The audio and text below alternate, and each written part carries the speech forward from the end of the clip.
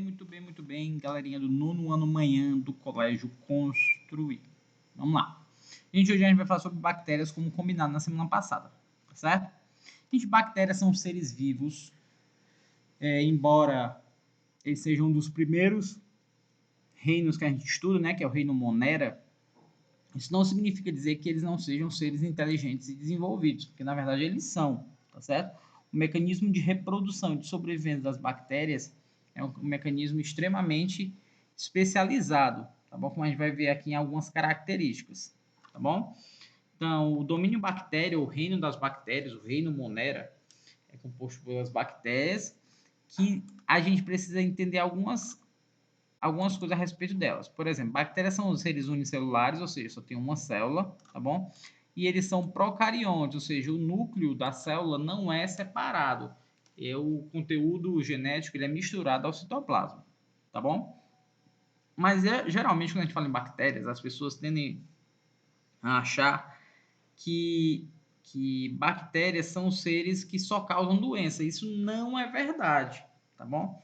Existem bactérias patogênicas, são bactérias que vão causar doença, mas também existem bactérias que são associadas a processos benéficos para o ser humano. São bactérias que a gente chama de mutualísticas, tá bom? Elas vão causar algum benefício para o ser humano. Então, por exemplo, dentro do nosso intestino existe a flora bacteriana, a flora intestinal. Elas são produtoras de vitaminas do complexo B e vitamina K. Vitaminas do complexo B e vitamina K. Tá bom? Geralmente no quadro de diarreia a gente tem uma perda de bactérias da flora intestinal, mas que são repostas pela apêndice secal, tá bom? Pela apêndice que existe no intestino. Muito bem. E existem bactérias também que são benéficas para a produção de iogurte, para a produção de queijo, tá bom? Tudo isso são funções das bactérias que às vezes a gente acha que só é maléfica e não é, são benéficas. E existem bactérias que causam doenças, como é o caso da tuberculose, tá bom? Então vamos ver aqui, ó. A bactéria, gente, ela possui uma parede celular, tá bom? Feita por uma união entre peptídeos, que são proteínas, e carboidratos, polissacarídeos. Essa união entre peptídeos e polissacarídeos, entre proteína e carboidrato, a gente vai dar o nome de peptidoglicano. Então, peptidoglicano é a composição da parede celular, formada por peptídeos, né, proteínas, né, aminoácidos, e polissacarídeos, que são carboidratos, tá bom?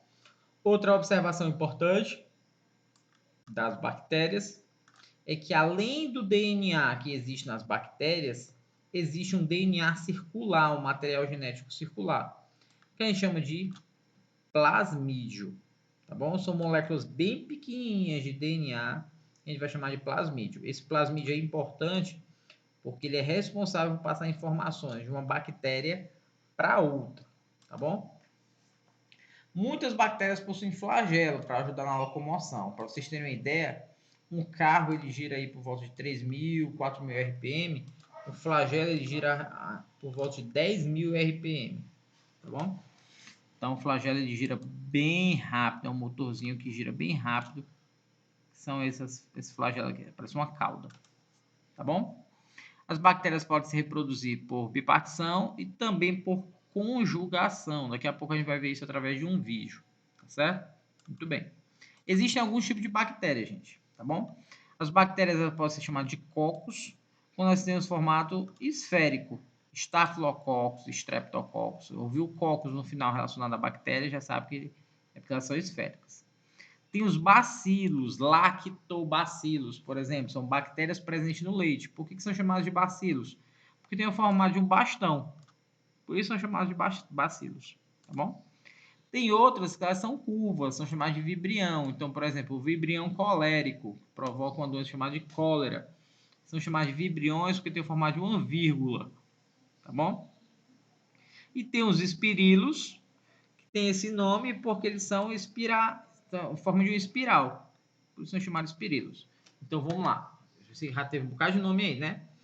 A bactéria é formada por uma parede celular, formada pela união, essa parede celular é formada pela união de aminoácidos com carboidratos. Essa união a gente chama de quê? Peptidoglicano.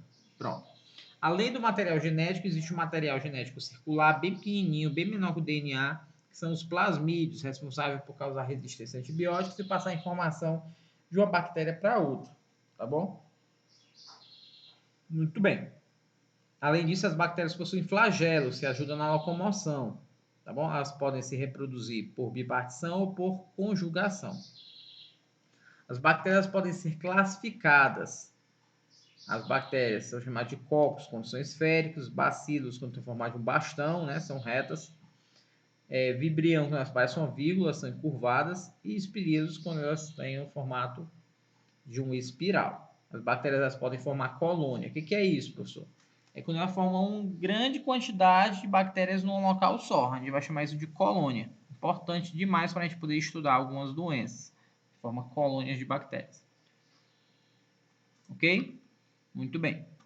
Existem bactérias que estão relacionadas com a fixação do nitrogênio do ar. Então, por exemplo, a gente não tem capacidade de fixar nitrogênio, embora mais de 80% da atmosfera seja nitrogênio, não tem capacidade de fixar o nitrogênio pela respiração. Mas a gente precisa de nitrogênio para poder fabricar proteína. Esse nitrogênio vai ser fixado pelas bactérias em raízes de leguminosas, como o feijão. E aí, quando essas bactérias absorverem o nitrogênio e passarem para o feijão, quando a gente comer o feijão, a gente se alimenta desse nitrogênio. Ok? Existem bactérias que são aeróbias, existem bactérias que são anaeróbias. Bactérias aeróbias, elas precisam do oxigênio. Anaeróbias não precisam do oxigênio, tá bom? Muito bem. Tem as cianobactérias, a gente vai falar muito sobre ela, né? Cianobactérias são bactérias azuladas. Então, a gente não vai entrar muito nesse quesito, não. Doenças causadas por bactérias. Vamos lá, gente, ó. A hanseníase, que antigamente era chamada de lepra. A gente vai ver isso muito até no relato bíblico, onde as pessoas eram totalmente afastadas da sociedade, viviam em alguns vales, onde a pele começava a descamar e alguns ficavam feridas grandes na pele. E aí, para não contaminar a sociedade, eles tinham muito preconceito, principalmente a tradição judaica, tinha muito preconceito com a lepra, e aí essas pessoas eram afastadas completamente da sociedade, tá bom? Elas não eram tocáveis, não podiam se misturar com as outras, tá bom? Essa bactéria já mudou muito as características dela, e hoje a gente chama essa doença de hanseníase e existe um tratamento para isso, tá bom? Existe um tratamento para isso. Outra é a tuberculose que é causada pelo bacilo de Koch, tá aqui, ó, tá bom? É uma afeta os pulmões, é uma tosse bem teimosa, uma tosse persistente, tá bom?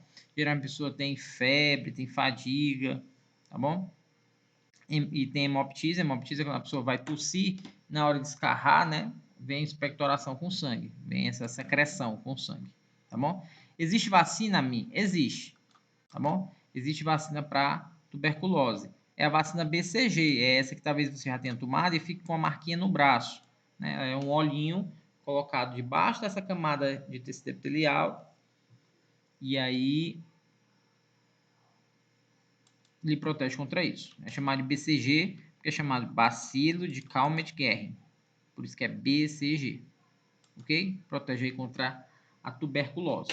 Quem pega tuberculose faz um tratamento de 6 meses à base de antibiótico. É uma observação. Doenças provocadas por bactérias se trata com antibiótico. Doenças provocadas por vírus não se trata com antibiótico. Porque o nome antibiótico, o próprio nome está dizendo, é antibiótico. Anti alguma coisa que é viva. E a gente viu que os vírus não são seres vivos. Então, antibióticos a gente toma contra bactérias. Uma grande observação é que antibióticos precisam ser tomados tratamento completo, do início ao fim. Tá bom? A meningite meningocócica, né? A meningite eu expliquei em um outro momento. Meningite é a infecção das membranas do cérebro, tá bom? Que também é atacado por bactérias. No caso, o tratamento é a base de antibiótico e pessoas que pegam meningite, algumas delas ficam com sequelas, tá bom? Existe vacina contra meningite. É importante que todas as pessoas tenham o quadro de vacinação em dias completo. A leptospirose, que é uma doença que é relacionada principalmente ao rato, mas não é somente o rato que contamina, tá bom? Roedores, outros roedores também carregam essa bactéria, principalmente na urina, tá bom? Na urina dos ratos. E aí é importante porque no período de chuvoso, como a gente teve aqui há algum tempo, e alguns dias ainda está chovendo, né? É importante porque na rua geralmente tem ratos, eles acabam urinando, aquela água fica contaminada e a gente acaba pisando. Então tem que ter muito, muito, muito cuidado, tá bom? Pode levar à morte, sim, tá? Leptospirose então é outra doença provocada por bactéria, agora tem como vetor o rato. A cólera, eu falei há algum tempo, alguns minutos atrás. Gente, a cólera era comum na nossa região metropolitana, Fortaleza, região metropolitana, na década de 90, quando não existia saneamento básico. As crianças brincavam muito na rua, a lama corria à beira da calçada, o esgoto também. E aí muitas pessoas ficaram doentes de cólera porque acabavam se contaminando com a água que estava contaminada, tá bom? Já existe uma erradicação da cólera, mas em alguns locais, algumas localidades do Brasil ainda existe resquícios dessa doença, tá bom?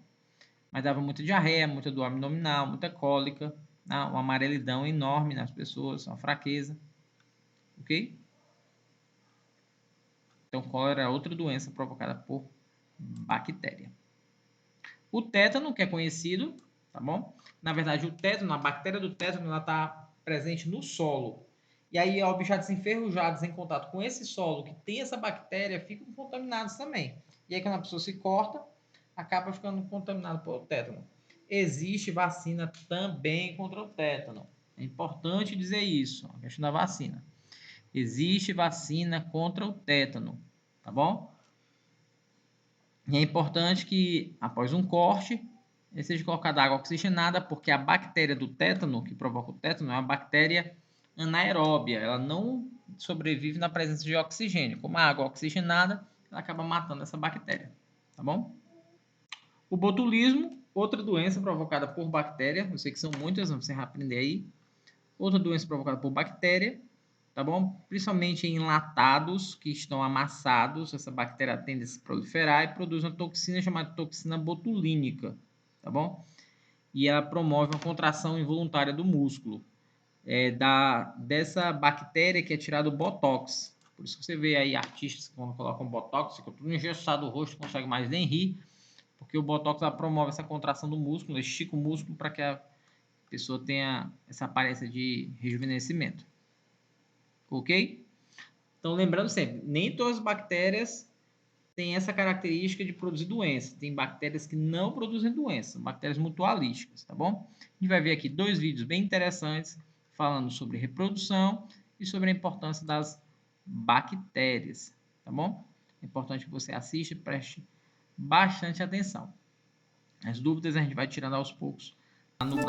Grammarly does more than catch Aí é só errors. anúncio mesmo chato do With Grammarly, YouTube. you can find really Aqui. Vamos lá. Trillions of bacteria, viruses, and fungi live on or inside of us, and maintaining a good, balanced relationship with them is to our advantage. Together, they form the gut microbiome, a rich ecosystem that performs a variety of functions in our bodies. The bacteria in our guts can break down food the body can't digest, produce important nutrients, regulate the immune system, and protect against harmful germs. We don't yet have the blueprint for exactly which good bacteria a robust gut needs, but we do know that it's important for a healthy microbiome to have a variety of bacterial species. Many factors affect our microbiomes, including our environment, medications like antibiotics, and even whether we were delivered by C-section or not. Diet, too, is emerging as one of the leading influences on the health of our guts. And while we can't control all these factors, we can manipulate the balance of our microbes by paying attention to what we eat. Dietary fiber from foods like fruits, vegetables, nuts, legumes, and whole grains is the best fuel for gut bacteria. When bacteria digest fiber, they produce short-chain fatty acids that nourish the gut barrier, improve immune function, and can help prevent inflammation, which reduces the risk of cancer. And the more fiber you ingest, the more fiber-digesting bacteria colonize your gut. In a recent study, Scientists exchanged the regular high-fiber diets of a group of rural South Africans with the high-fat, meat-heavy diets of a group of African Americans. After just 2 weeks on the high-fat, low-fiber, Western-style diet, the rural African group showed increased inflammation of the colon as well as a decrease of butyrate. That's a short-chain fatty acid thought to lower risk of colon cancer. Meanwhile, the group that switched to a high-fiber, low-fat diet had the opposite result. So what goes wrong with our gut bacteria when we eat low-fiber processed foods?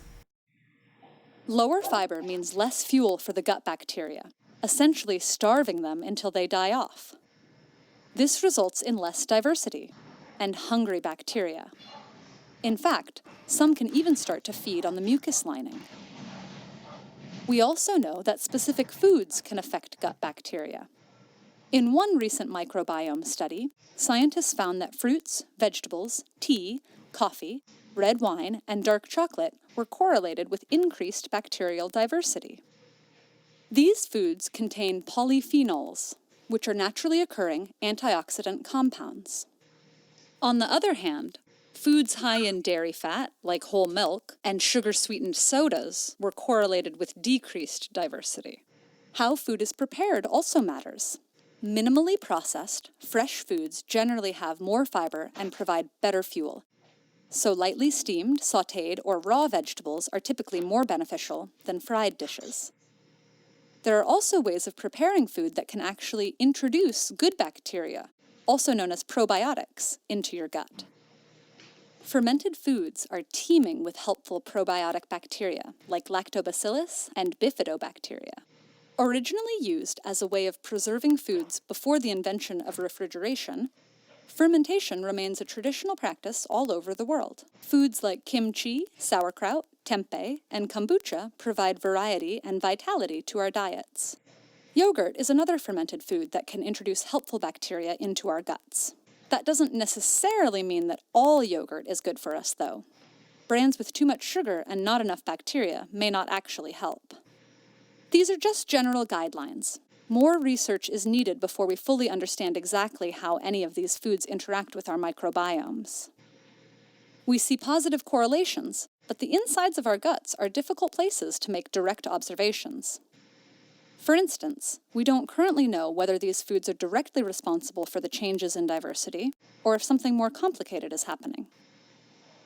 While we're only beginning to explore the vast wilderness inside our guts, we already have a glimpse of how crucial our microbiomes are for digestive health. The great news is, we have the power to fire up the bacteria in our bellies. Fill up on fibers, fresh and fermented foods, and you can trust your gut to keep you going strong. Muito bem, gente. E aí o segundo vídeo para a gente fechar a respeito de reprodução bacteriana. Conjugação bacteriana é um processo de transferência genética entre células bacterianas, o que exige o contato direto entre as células. Muitas espécies de bactérias podem se conjugar, mas nem todas. A conjugação pode ocorrer entre células da mesma espécie, ou mesmo entre células de duas espécies diferentes. Um pequeno círculo de DNA ou plasmídio, chamado de fator F, é necessário para a conjugação. O fator F representa o fator de fertilidade. Linhagens de bactérias que contenham o fator F são chamadas de F+.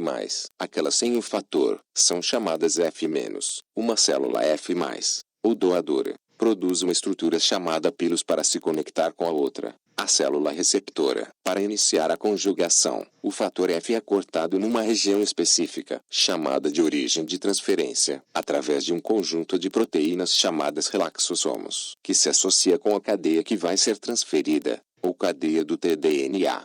Proteínas acessórias do relaxossomo são liberadas, mas uma porção do relaxossomo, chamada relaxase, permanece ligada ao tDNA. Lembrando, gente, que esses termos que a gente está usando, você não é obrigado a aprender não, tá? Só para você entender como é que acontece o processo de conjugação.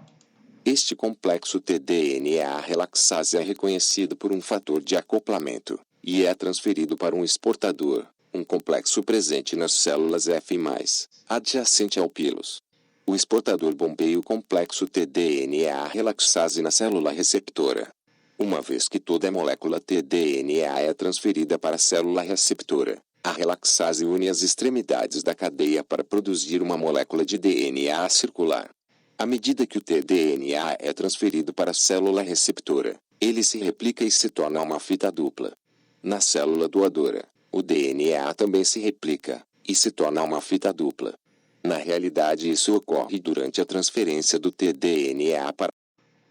Uma coisa importante, gente, para a gente falar sobre isso, é que, por exemplo, vamos supor que essa bactéria aqui, ó, no plasmídio tivesse informações sobre como se proteger contra determinado tipo de antibiótico. Vamos supor aí a amoxicilina, um exemplo, a eritromicina, essas medicinas são utilizadas em ambiente hospitalar ou tratamento de bacterioses. Mas essa bactéria aqui de baixo não tinha um plasmídio onde tinha informação sobre proteção contra o antibiótico. E a partir do contato entre uma bactéria e outra, existe a transferência de plasmídio, portanto, a transferência dessa informação de como se proteger contra antibióticos. É por isso que no ambiente hospitalar deve haver um controle de infecção hospitalar, para que as bactérias não se tornem tão resistentes contra os antibióticos utilizados naquele ambiente. para a célula receptora. No final, ambas as células terminam com uma cópia completa de dupla fita do fator F. A conexão pelo pilus é liberada. E agora, as duas células são F+, e por isso podem se conjugar com outras células. Pronto, gente. Qualquer dúvida, vocês nos procuram lá no Google Class ou por qualquer fonte para você tirar suas dúvidas. Um grande abraço.